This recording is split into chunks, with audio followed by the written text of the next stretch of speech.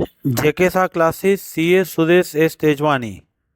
CA foundation में Indian regulatory frameworks का weightage 6 marks है। सबसे पहले हम उसका इंट्रोडक्शन देखें तो हमें यह इंडियन रेगुलेटरी फ्रेमवर्क क्यों पढ़ना पड़ता है। तो क्या हमारे सिलेबस में है इसीलिए, क्या हमें मेंबर ऑफ द आईसीएआई बनना है इसीलिए? तो आंसर है नो। हमें फुल फ्लेज चार्टर्ड अकाउंटेंट बनने के लिए लॉ का नॉलेज है वो ज़रूरी है। आगे जाके हम इनकम टैक्स जीएसटी की प्रैक्टिस करेंगे तब भी हमें लॉ का नॉलेज ज़रूरत पड़ेगी। एंड जब हमारा कोई भी क्लाइंट है वो कोई भी बिजनेस स्टार्ट करता है तो सीए फर्स्ट पर्सन है जिसका वो अप्रोच करता है। इसीलिए बीइंग ए सीए मैनेजमेंट को एंड क्लाइंट को लीगल एडवाइस देने के लिए सीए के पास basic knowledge of the law होना ज़रूरी है। हर एक लॉ का basic knowledge and taxation GST का एक्सपर्ट नॉलेज है वो एक्सपेक्टेड है। सबसे पहले ऐसा नहीं है कि लॉ यानी जो हम पार्लियामेंट ने बनाया है वो तो है ही, वही लॉ स्टेच्यू है, लेकिन हम हमारे घर के भी बनाते हैं लॉ और हमारे अपने बिजनेस ऑर्गेनाइजेशन के भी हम कुछ रूल बनाते हैं। कई घरों में लड़की को शाम को 8 बजे घर में आ जाना वो घर का एक रूल ही होता है। वैसे बिजनेस में ऑर्गेनाइजेशन में 15 मिनट लेट आएगा उसका हाफ डे का सैलरी कट हो जाएगा, वह एक रूल ही होता है। सबसे पहले हम हंटर गेदर्ड सोसाइटी यानी जंगल में शिकार करके रहते थे। बाद में हम खेत करके एग्रीकल्चरलिस्ट यानी फार्मर बने। उसके बाद इंडस्ट्रियल रिवॉल्यूशन आया, औद्योगिक क्रांति आई, एक सोसाइटी बन गई। तो उस सोसाइटी में भी ये कॉम्प्लेक्स फ्रेमवर्क की वजह से हमें कुछ रूल्स रेगुलेशन डिसाइड करने पड़े और वो रूल्स एंड रेगुलेशन है वो आगे जाके कंट्री ने लॉ बना दिया और वो लॉ है उसका कुछ वायोलेशन होगा तो उसमें भी पनिशमेंट होगी। अब हम हिस्ट्री ऑफ द लॉ की बात करेंगे तो एंशियंट लॉ में सबसे ओल्डेस्ट पुराना लॉ माना जाता है कोड ऑफ हम्मुराबी, जो बेबीलोन के राजा किंग हम्मुराबी ने BC 1792 यानी बिफोर क्राइस्ट ईस्वी सन पूर्व यानी BC 1792 से लेकर 1758 तक जिसने राज किया था उसने हम्मुराबी ने कोड ऑफ हम्मुराबी है वो बनाया था। सबसे पहले उसने बड़े बड़े स्टोन यानी पत्थर पे, बल्कि स्टोन पे कर्व यानी वो पूरा लॉ लिखा गया था और वह पत्थर पूरे सिटी में अलग अलग जगह पे रखा गया था जिसकी वजह से पब्लिक को वह लॉ है वो जान पाए। और उसके अलावा जजिस भी अपॉइंट कर किए गए थे। कोई भी है कोई सिटीज़न भी उसका ब्रीच करेगा तो उसके लिए उसको पनिश करने के लिए जजिस भी अपॉइंट किए गए थे। उसके बाद ईस्वी सन 20 पूर्व यानी बिफोर क्राइस्ट यानी 450 के टाइम पे 12 ब्रॉन्ज टैबलेट रोम में इनग्रेव्ड किए गए थे। बड़े बड़े मेटल के पे लिखा गया था पूरा लॉ और वह फर्स्ट मोस्ट डिटेल्स लॉ माना जाता है, इसीलिए उसको हम 12 टेबल भी कहते हैं। पब्लिक के अपने बेसिक राइट को बचाने के लिए और कोई कुछ गलत करेगा तो उसका कुछ पनिश करने के लिए, रेमेडी के लिए यह लॉ दिया गया था। ऐसा माना जाता था कि रोम के हर एक सिटीज़न को इसी टेबलेट का यानी इसी लॉ का टेबल का नॉलेज है और ज़रूरत पड़ी तभी इसी टेबल में टाइम टू टाइम अमेंडमेंट भी किए गए हैं। बीइंग ए चार्टर्ड अकाउंटेंट हमें आगे बहुत सारे लॉ भी लर्न करने हैं। उससे पहले हम बेसिक थोड़े लॉ के क्वेश्चन देखेंगे। After introduction and history let we see first question, that is what is law. Law क्या है? Set of obligation and rules है। कौन बनाता है? तो वो गवर्नमेंट बनाता है, इम्पोज बाय गवर्नमेंट है। हम घर में जो बनाते हैं रूल 8 बजे आ जाने का, वह लॉ नहीं है क्योंकि गवर्नमेंट ने नहीं बनाया है। जो रूल गवर्नमेंट ने बनाया हुआ है वही set of obligation and duties वो लॉ माना जाता है। गवर्नमेंट लॉ क्यों बनाती है? Social welfare and justice to the society के लिए, हर एक को अपना राइट मिल पाए, हर एक अच्छे तरीके से जी पाए, कोई किसी को परेशान न करे, कोई किसी के पास अनफेयर एडवांटेजेस न ले। इस सब वजह से सोशल वेलफेयर के लिए, समाज के प्रोटेक्शन के लिए गवर्नमेंट है रूल्स रेगुलेशन ऑब्लिगेशन जो बनाती है उसको हम लॉ बोलते हैं। गवर्नमेंट ने यानी कि हमारी इंडिया की जो लीगल फ्रेमवर्क है उसने जो लॉ बनाया है उसी लॉ में कौन से फैक्टर अफेक्ट किए जाते हैं। सोशल फैक्टर्स है, पॉलिटिकल है, इकोनॉमिक है, कल्चरल एस्पेक्ट है, ऐसे बहुत सारे एस्पेक्ट है हमारे डाइवर्सिफाइड कंट्री के लॉ को अफेक्ट किए जाते हैं। कई घरों में गर्ल्स 8 बजे आती है तो भी चलता है, कई घरों में 12 बजे आती है तो भी चलता है। तो वहाँ के रूल में उसकी सोशल जो थिंकिंग है उस पर डिपेंड करता है। वैसे भी हर एक कंट्री के social, political, economic and cultural situation से लॉ बनाया जाता है। Next question, sources of the law. सबसे पहला बड़ा मेन सोर्स हमारे लॉ का है हमारा कॉन्स्टिट्यूशन ऑफ द इंडिया। उसके बाद हमारे पार्लियामेंट यानी सेंट्रल एंड स्टेट असेंबली ने बनाया हुआ स्टैच्यू एंड लॉ। उसके बाद हमारे हाई कोर्ट, सुप्रीम कोर्ट के जो जुडिशियल डिसीजन है, आइदर प्रेसिडेंट डिसीजन यानी हमारे इंडिपेंडेंस से पहले के या बाद के, and last that is the हमारा कस्टम, यूसेज एंड ट्रेड। यह हमारा सोर्स ऑफ लॉ है। कॉन्स्टिट्यूशन, पार्लियामेंट, असेंबली, प्रेसिडेंट और judicial decisions and custom usage. हमारा इंडिया पार्लियामेंट्री डेमोक्रेसी जो हमारी लोकशाही है वही हमारा मेन सोर्स ऑफ लॉ है, जिसमें हम हमारे रिप्रेजेंटेटिव पार्लियामेंट में एंड स्टेट असेंबली में अपॉइंट करते हैं, इलेक्ट करते हैं। पार्लियामेंट हमारी अल्टीमेट लॉ मेकिंग बॉडी है।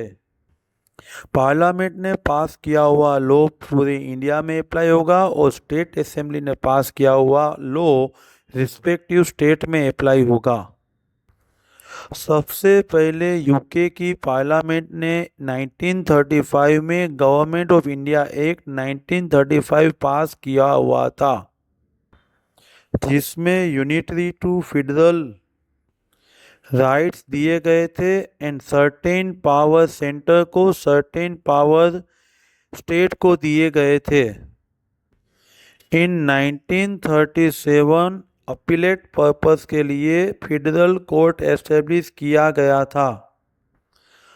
अपीलेट ज्यूरिडिक्शन में सिविल एंड क्रिमिनल दोनों केस इन्वॉल्व हो रहे थे। अपीलेट ज्यूरिडिक्शन के power federal court to governor general को भी दिया गया था।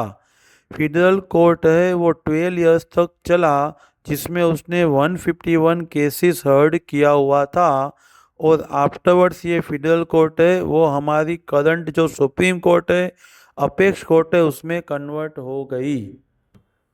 इंडिपेंडेंस के बाद 1950 में हमारा कॉन्स्टिट्यूशन ऑफ द इंडिया हमने फ्रेम किया जो डेमोक्रेटिक सिस्टम फॉलो कर रहा है। हमारे लॉ है फॉर द पीपल है एंड बाय द पीपल है, लोगों ने बनाया हुआ और लोगों के लिए बनाया हुआ लॉ है।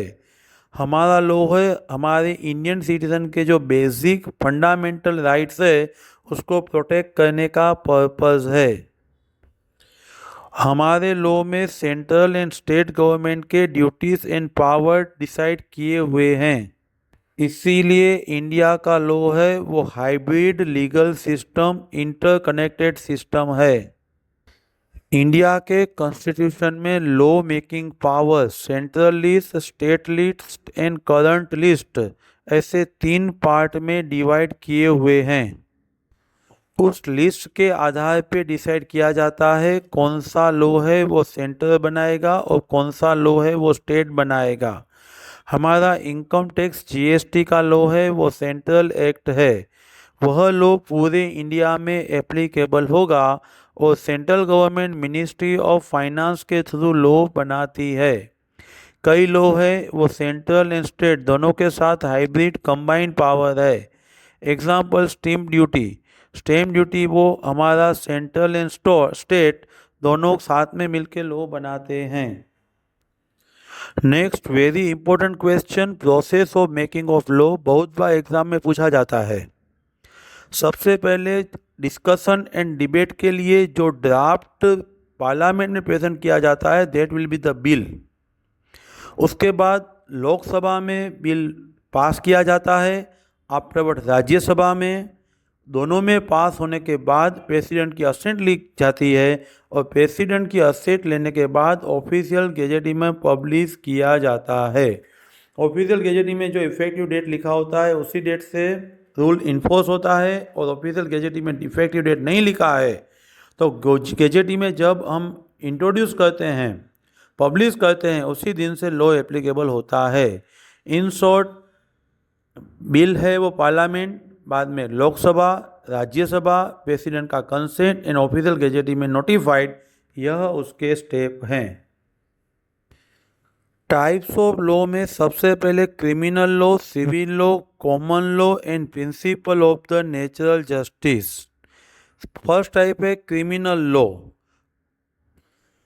जिसमें पब्लिक रॉन्ग के लिए कोई रूल और लॉ उसका वायोलेशन होने की वजह से पनिशमेंट दी जाती है। वह punishment Indian penal code 1860 and CCP यानी कोड ऑफ क्रिमिनल प्रोसीजर 1973 में प्रिस्क्राइब किया गया है, जिसको भारतीय न्याय संहिता BNS एंड भारतीय नागरिक सुरक्षा संहिता BNSS भी बोला जाता है। IPC ने किसको क्राइम बोला जाएगा, उसके प्रकार और उसका पनिशमेंट बताया है, लेकिन CPC ने वह पनिशमेंट को कैसे एग्जीक्यूट करना, अमल में कैसे लाना, उसका प्रोसीजर बताया है। And criminal law murder, rape, theft, fraud, cheating, assault, यह सब ऑफेंस को डील करेगा। सेकंड है सिविल लॉ। सिविल लॉ है वो इंडिविजुअल एंड ऑर्गेनाइजेशन के बीच के डिस्प्यूट है, वह कंसीडर करता है। किसी के भी अपने राइट्स है वो वायोलेट हो रहे हैं, कोई अपनी ऑब्लिगेशन फुलफिल नहीं कर रहा है, तब सिविल कोर्ट इंटरफियर करता है। सिविल कोर्ट का फोकस है वह पनिशमेंट देने का नहीं, लेकिन डिस्प्यूट को सोल्व करने का है। उसका मतलब डिस्प्यूट रिजोल्व करना, वह उसका पर्पस है। Civil law governed by code of civil procedure CPC 1908। उसके सब पार्ट हैं further classified contract act, family law, property law etcetera. कब हमें सिविल लॉ अप्लाई करना है, ब्रीच ऑफ कॉन्ट्रैक्ट है, गुड्स का डिलीवरी नहीं हुआ है, लेंडर ने प्रॉपर टाइम पे पेमेंट नहीं किया हुआ है, किसी ने डिफेमेशन यानी किसी की गलत बातें की हुई है, तो यह सब डिस्प्यूट है वो क्रिमिनल नहीं लेकिन सिविल लॉ से हमें रिजोल्व करने हैं। लैंडलॉर्ड एंड टेनर के बीच के डिस्प्यूट भी सिविल लॉ माने जाएंगे। लॉ का थर्ड टाइप है कॉमन लॉ। कॉमन लॉ में आज़ादी के पहले के एंड बाद के यानी हमारे judicial, president and afterward case law cover किए जाएंगे। सुप्रीम कोर्ट के जो डिसीजन है वो एज पर कॉन्स्टिट्यूशन आर्टिकल 141 पूरे इंडिया के टेरिटोरी में एप्लीकेबल होंगे। हाई कोर्ट के डिसीजन है वो रिस्पेक्टिव स्टेट में मैंडेटरी, अदर स्टेट के लिए रिकमेंडेटरी। सुप्रीम कोर्ट के डिसीजन पूरे इंडिया के लिए मैंडेटरी माने जाएंगे। लैटिन वर्ड है स्टे डिसीज, वह रूल यहाँ पे फॉलो होता है। उसका मतलब है stand by that which is decided. एक बार जो आपने डिसाइड किया था वही आगे आपको फॉलो करना है, वहीं पे आपको खड़ा रहना है, आपको बदल नहीं जाना है, चेंज नहीं होना है। स्टे डिसाइड्स का मतलब होता है प्रीवियस डिसीजन में जो आपने प्रीवियस सिचुएशन में all fact and circumstances all four legs नए डिसीजन में भी सिमिलर है, तो पुराना जो आपने जजमेंट दिया था वही जजमेंट आपको नए डिसीजन में भी देना पड़ेगा। स्टे डिसीजर ऑल फोर लेग, पहले का जो डिसीजन है वैसा ही फैक्ट, नया डिसीजन नया फैक्ट है, वैसा ही जो इन्फॉर्मेशन है वो अदर स्टडी केस स्टडी में है, तो पहले के केस स्टडी में जो डिसीजन दिया था वही नए केस स्टडी में आपको डिसीजन देना है। Last that is the principle of natural justice. उसमें लैटिन में जस नेचुरल डील्स, यानी इंडियन के सिटीजन है उसको fundamental basic principle of justice मिलना ही चाहिए। रिटर्न लॉ के बियॉन्ड जाके भी आप उसके पहले नेचुरल राइट्स है, बेसिक राइट्स है, वो कंसीडर करो। दूसरी चीज़ है नेमो जुडेक्स इन कोसा सो, नो वन शुड बी जज इन ओन केस। अपने केस में कोई भी अपने केस के लिए डिसीजन देगा तो वो बायस होके ही देगा, तो अपने केस का डिसीजन अपने आप जज नहीं बन सकते। और तीसरी बात है हियर द अदर पार्टी और give the other party fair hearing, यानी कोई भी आप डिसीजन देते हो तो दूसरे को सुनने के बाद ही डिसीजन दो। And reason decision are the rules of natural justice. उसका मतलब कोई भी आपको डिसीजन देना है उसकी वजह होनी चाहिए, उसके रीज़न होने चाहिए, तभी नेचुरल जस्टिस है ऐसा माना जाएगा। कोई भी जजमेंट है वो कॉमन लॉ को ओवरराइड कर सकता है, लेकिन हमारे कोई भी जजमेंट है वो लॉ में चेंज नहीं कर सकता।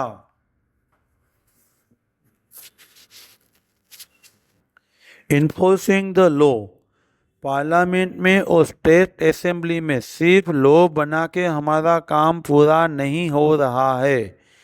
जो लॉ बनाया गया है वो somebody किसी को देखना होता है कि लॉ फॉलो हो रहा है या नहीं। लॉ फॉलो हो रहा है या नहीं वो देखने का जो पावर है वो एग्जीक्यूटिव अथॉरिटी को है। सेंट्रल और state law depends on who has form the law, जिसने लॉ बनाया है उसको ही इन्फोर्स करने का सिस्टम एस्टेब्लिश करना है। गवर्नमेंट का लॉ फुलफिल करवाने के लिए और गवर्नमेंट के फंक्शंस आगे चलाने के लिए वेरियस मिनिस्ट्रीज अपॉइंट की जाती है, like ministry of finance MCA यानी ministry of corporate affairs, ministry of home affairs and ministry of law and justice. हर एक मिनिस्ट्री का हेड होता है एक मिनिस्टर, और मिनिस्टर के अंडर में various officers like IAS officers है वो एग्जीक्यूट करवाते हैं। एग्जीक्यूटिव हियरार्की की बात करें तो पीएम यानी बाद में कैबिनेट मिनिस्टर, बाद में मिनिस्ट्री ऑफ फाइनेंस एंड बाद में आईएएस। एग्जाम्पल देखेंगे तो इनकम टैक्स है वो enforce ministry of finance CBDT के थ्रू यानी central board of direct tax के थ्रू करवाता है। उसके बाद रेवेन्यू डिपार्टमेंट ऑफ रेवेन्यू हम उसको बोलते हैं, वो एडमिन होता है बाय ऑफिसर्स, एंड वो officers IRS Indian revenue service pass की होती है। मेजर मिनिस्ट्री एंड लॉ वो आईआरएस ऑफिसर ही इन्फोर्स करवाते हैं।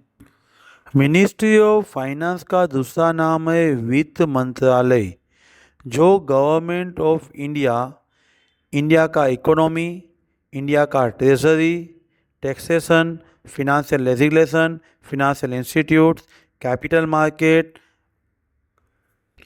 Central state finance and union budget handle करती है।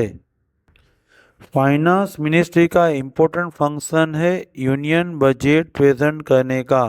हमारे प्रोफेशनल लोग eagerly await for this event, that is the union budget, in which taxes, rate of tax and allocation of the revenue decide किया जाता है। 5 से ज़्यादा कंसेक्यूटिव बजट प्रेजेंट करने वाले finance minister Arun Jaitley, P Chidambaram, Yashwant Sinha, doctor Manmohan Singh and Morarji Desai है। Ministry of finance, सबसे पहले उसका कॉन्स्टिट्यूशन देखेंगे तो फाइनेंस को कंट्रोल करती हुई अपेक्ष बॉडी है। उसमें 4 सेंट्रल सिविल सर्विसेज कवर की जाती है। सबसे पहले IRS Indian revenue service, second है IAAS Indian audit and account service, IES Indian economic service and ICAS Indian civil account service. Central commerce service की जो हाईएस्ट कंट्रोलिंग अथॉरिटी है वो Indian cost management account service है।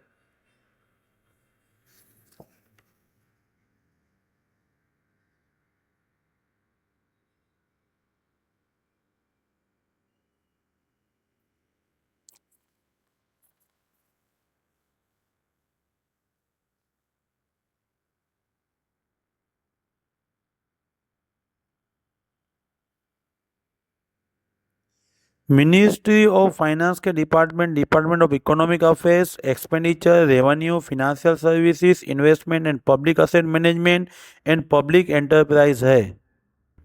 Ministry of finance के बाद ministry of corporate affairs MCA, Indian government ministry MCA, उसका administration companies act 2013, 1956, LLP 2008 and insolvency and bankruptcy code 2016 control करता है। इंडस्ट्रियल एंड सर्विस सेक्टर को regulate किया जाता है। यूपीएससी की एग्ज़ाम में इलेक्ट किए हुए ICLS कैडर के सिविल सर्विस एग्जामिनेशन पास किए हुए ऑफिसर रेगुलेट करते हैं। हाईएस्ट पोस्ट है director general of corporate affairs, that will be the apex authority of this ministry. Ministry of the home affairs, गृह मंत्रालय, गवर्नमेंट ऑफ इंडिया की यह मिनिस्ट्री का purpose internal securities and domestic policy maintain करना है। Home ministry है, उसका head union minister of the home affairs, हम जिसको गृह प्रधान बोलते हैं। मिनिस्ट्री ऑफ होम अफेयर्स के डिपार्टमेंट है border management, internal security, Jammu Kashmir and Ladakh affairs, department of home, official language and department of the state. Department of official language के 3 सब department है, central translation bureau, central Hindi training institute and directorate census operations. Ministry of law and justice, government of India के cabinet minister जो हमारे legislative department through legal affairs को manage करता है।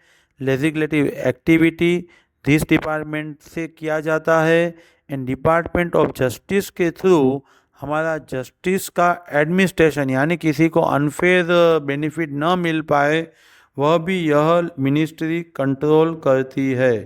Department of legal affairs है, वो हमारे सेंट्रल गवर्नमेंट के अलग अलग मिनिस्ट्रीज़ को एडवाइस देती है एंड प्रिंसिपल ऑफ लेजिस्लेशन को ड्राफ्ट करने का काम है। सेंट्रल गवर्नमेंट के लॉ बनाने का ड्राफ्ट करने का काम है, ये भी ministry of law and justice ही करता है।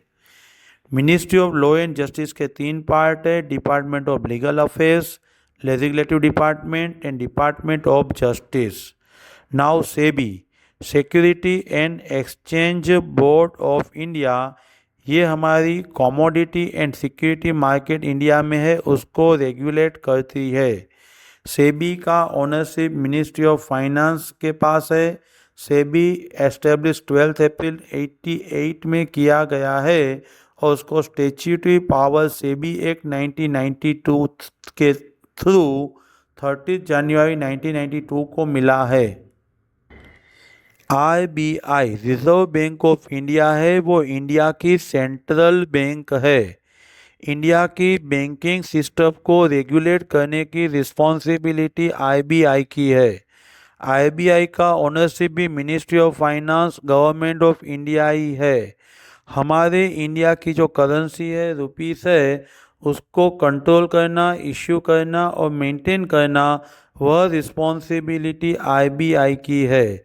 हमारे कंट्री की पेमेंट सिस्टम उसको डेवलप करना, प्रमोट करना, कंट्रोल करना वह भी RBI का काम है। भारतीय रिजर्व बैंक नोट मुद्रा BRBNM वो RBI का एक स्पेशल डिवीज़न है जो हमारी करेंसी नोट को प्रिंट करता है। उसके 2 प्रिंटिंग प्रेस है, एक नासिक में है वेस्टर्न ऑफ इंडिया में और दूसरा देवास में है, वो सेंट्रल इंडिया में है।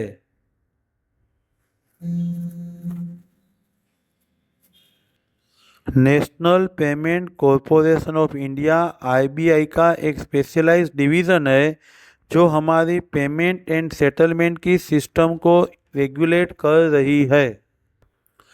RBI ने एस्टेब्लिश किया हुआ deposit insurance and credit guarantee corporation division Indian bank को क्रेडिट फैसिलिटी के लिए गारंटी और डिपॉजिट का इंश्योरेंस प्रोवाइड करती है। Insolvency and bankruptcy board of India IBBI, इसका purpose insolvency and bankruptcy proceeding को सिंप्लीफाई करने का है। दो ट्रिब्यूनल बनाई गई है, NCLT national company law tribunal and डेब्ट रिकवरी ट्रिब्यूनल। जो स्ट्रेस्ड असेट्स का स्पीड अप सेल हो पाए and individual company LLP and partnership का इंसॉल्वेंसी और बैंक्रप्सी इजी प्रोसेस से डिसाइड हो पाए, वह पर्पस है।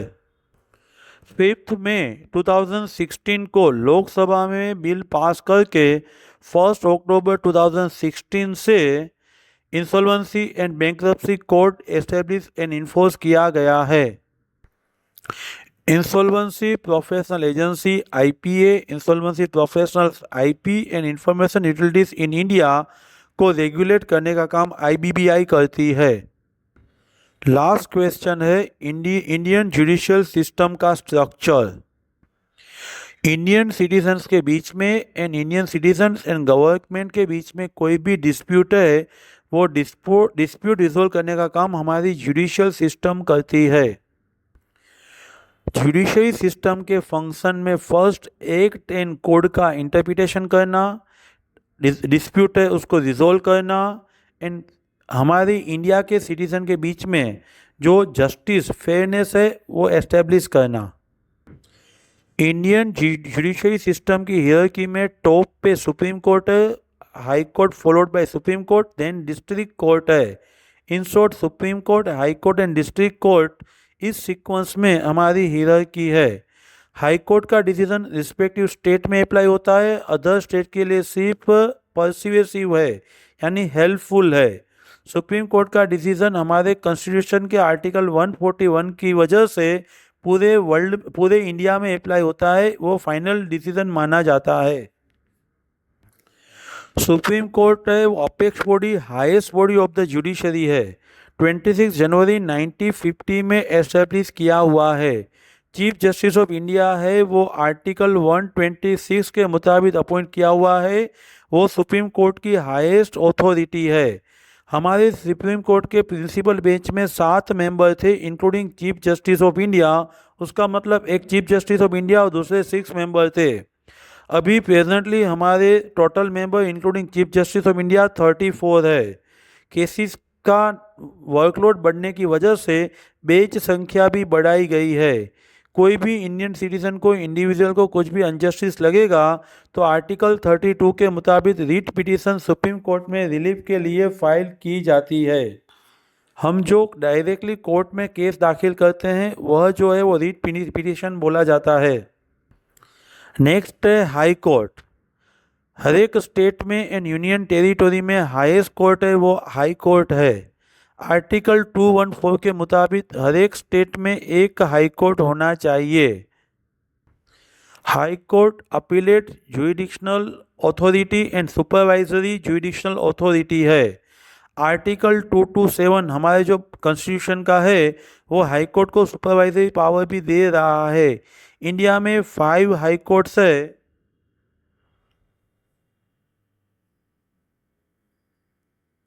इंडिया में 25 हाई कोर्ट्स है। हर एक स्टेट एंड यूनियन टेरिटरी में एक हाई कोर्ट होती है, लेकिन 6 स्टेट है वो सिंगल हाई कोर्ट से चलाते हैं। इंडिविजुअल को कहीं भी अपने फंडामेंटल राइट में कुछ वायोलेशन लगता है, उसको जस्टिस नहीं मिल रहा है ऐसा लगता है, तो 226 के मुताबिक रीट पिटीशन हाई कोर्ट में दाखिल कर सकते हैं। हमारी oldest high court that is the Calcutta high court 2 जुलाई 1862 में एस्टेब्लिश हुई है।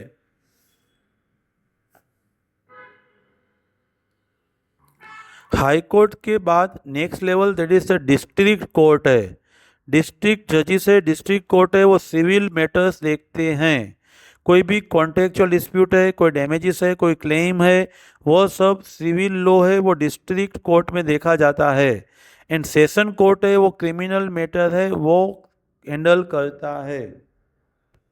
डिस्ट्रिक्ट कोर्ट में सिविल जज वो अप टू 2 करोड़ तक के केस हैंडल कर सकता है। ज्यूरिडिक्शन एरिया डिसाइड करने के लिए पार्टी जहाँ पे रिसाइड रहती है उसकी लोकल लिमिट और प्रॉपर्टी जहाँ पे सिचुएटेड है वो लिमिट देखना होता है। मेट्रोपॉलिटन कोर्ट्स, मेट्रोपॉलिटन कोर्ट्स है वो मेट्रोपॉलिटन सिटीज़ में हाई कोर्ट की कंसल्टेंसी के बाद एस्टेब्लिश की जाती है। जहाँ 10 लाख और उससे ज़्यादा पॉपुलेशन है वहाँ मेट्रोपॉलिटन कोर्ट हो सकती है। चीफ मेट्रोपॉलिटन मजिस्ट्रेट के पास चीफ जस्ट जुडिशियल मजिस्ट्रेट के पावर रहते हैं। मेट्रोपॉलिटन मजिस्ट्रेट है वो फर्स्ट क्लास जज, that means the court of magistrate के फर्स्ट क्लास के सब पावर उसको दिए जाते हैं। फ्रेंड्स, हमने पूरा टॉपिक कवर किया है, लेकिन certain important question, what is law, source of law, process of law and types of law, बाद में सेबी है, आरबीआई है, मिनिस्ट्री ऑफ फाइनेंस है and judiciary system, supreme court, high court, वो आपको बाय हार्ट करना है। एग्जामिनेशन पॉइंट ऑफ के लिए इम्पोर्टेंट है। Thank you very much.